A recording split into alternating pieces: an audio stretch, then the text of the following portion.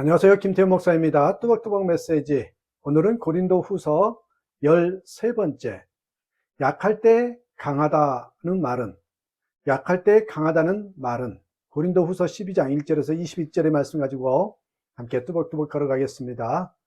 약할 때 강하다라는 의미를 한번 생각해 보고자 합니다. 사도 바울은 고린도 후서 11장에서 자신의 약한 것을 자랑한다고 고백했습니다. 누구나 쉽게 이해하거나 은혜 받을 수 없는 말씀입니다. 그래서 고린도 후서 12장에서 그 이유를 자세히 설명하고 있습니다. 사도 바울에게는 엄청난 영적 체험이 있었습니다. 다메섹 도상에서 강렬한 빛 가운데서 예수님을 만나 사도로 부름을 받았습니다. 아라비아 광야에서 3년 동안 성령으로 직접 사도로 훈련을 받았죠. 더욱 놀라운 것은 셋째 하늘, 낙원에 올라간 체험도 했습니다. 거기서 도무지 말해서는 안 될 것을 듣고 보았죠. 사도 바울은 그동안 고린도 교회에서 이 체험에 대해서 한마디도 하지 않았습니다. 말 안 하기가 어려운 일이지 않습니까? 지금도 마치 다른 사람이 체험한 것을 들은 것처럼 말합니다. 지금 이 체험에 대하여 말하는 것은 베드로 등 12제자들만 사도이지 사도 바울은 거짓 사도라고 주장하는 그들 때문이었습니다. 그런데 사도 바울의 체험이 너무나 크고 놀라웠기에 사도 바울이 교만하지 않도록 하나님께서 사도 바울에게 육체의 가시를 주셨지요. 이 가시가 무엇인지 정확히는 알 수 없지만 질병이라고 축축됩니다. 갈라디아서에서 너희를 시험하는 것이 내 육체에 있으되 이것을 너희가 업신여기지도 아니하며 버리지도 아니하고 오직 나를 하나님의 천사와 같이 또는 그리스도 예수와 같이 영접하였도다. 갈라디아서 4장 14절에서 이야기하고 있습니다. 이런 것을 보면 흔한 질병이 아닌 것이 분명합니다. 사도 바울이 이 병을 고쳐주시기를 하나님께 3번 기도했다고 했죠. 그만큼 고통스러운 문제였던 것입니다. 그런데 3번째 기도할 때 내 은혜가 내게 족하다, 내 능력은 약한 데서 완전하게 된다라는 응답을 받았습니다. 이 말은 그 가시가 없으면 하나님의 은혜도 하나님의 능력도 사도 바울에게서 사라지게 될 것이라는 말이며, 그 가시 때문에 사도 바울이 교만하거나 타락하지 않고 계속해서 예수 그리스도 안에 거할 수 있는 것이라는 말입니다. 이 사실을 깨달은 사도 바울은 병약함과 모욕과 궁핍과 박해와 곤란을 겪는 것을 기뻐한다고 했습니다. 그러면서 너무나 중요한 고백을 하죠. 10절.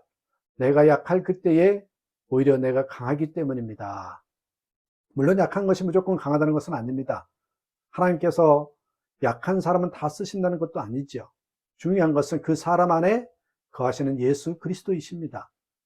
약할 때 강하다는 말은 자신이 약하기에 오직 예수님만 드러난다는 말입니다.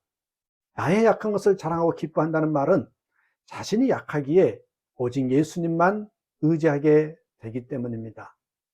사도 바울은 고린도후서 4장 7절에서 질글 같은 자기 안에 보배에 쓴 예수님께서 거하신다고 고백하였습니다. 고린도후서 4장 7절. 우리는 이 보물을 질그릇에 간직하고 있습니다. 그래서 그는 어떤 시험도 고난도 다 이길 수 있었다고 고백하지요. 고린도후서 4장 8절에 우리는 사방으로 제어들어도 움츠러들지 않으며 답답한 일을 당해도 낙심하지 않으며 박해를 당해도 버림받지 않으며 거꾸러뜨림을 당해도 망하지 않습니다.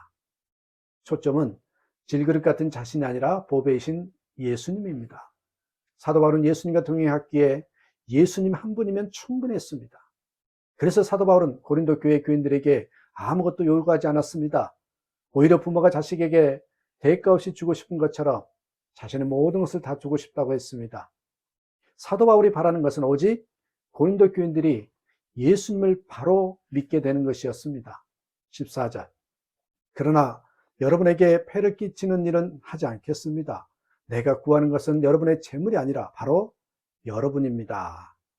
이런 사도 바울을 보고 거짓 교사들은 강교한 속임수를 쓴다고 비난하였습니다. 예수님과 동행하며 예수님 한 분이면 충분하지 않는 사람은 그렇게 볼 수밖에 없었을 것입니다. 그래서 사도 바울은 나의 삶을 보고 판단하라, 그렇게 말했죠. 사도 바울만 아니라 디도 등 사도 바울의 동역자들이 똑같이 살았습니다. 이것은 그들이 정말 한 분, 예수님과 동행하였음을 보여주는 것이지요. 이것이 우리가 세상에 보여줄 수 있는 가장 놀라운 기적입니다. 우리가 예수님을 바라보지 못하면 교회도 성도도 세상 사람과 똑같아지고 맙니다.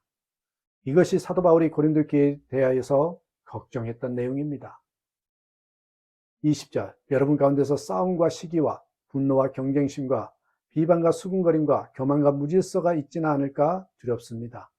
또 내가 전에 죄를 지은 많은 사람들이 스스로 행한 부정함과 음란함과 방탕함을 회개하지 않는 것을 보고서 슬피 울게 되지는 않을까 걱정이 됩니다. 요즘 저의 이치를 봅니다. 이제 제 삶의 정점에서 내려가는 시기라는 생각이 많이 들었습니다. 이제 저도 점점 더 이제 늙어가고 약해지고 취해질 것입니다. 나이 들어서 취해지는 분들을 많이 봅니다. 초라해지시고 어린아이 같아지시고 말이 많아지시고 환영받지 못하는 처지가 됩니다. 치매로 고생하였던 목사님들도 생각이 납니다. 그런데 주님은 이렇게 약해지는 것이 복이라고 말씀하십니다. 충청도에서 목회하는 한 목사님 한 분은 앞을 보지 못하십니다. 완전히 시력을 잃은 것입니다. 그런데 아무것도 볼 수 없으니 항상 주님만 묵상하고 사십니다. 주님께서 말씀을 계속 주신답니다.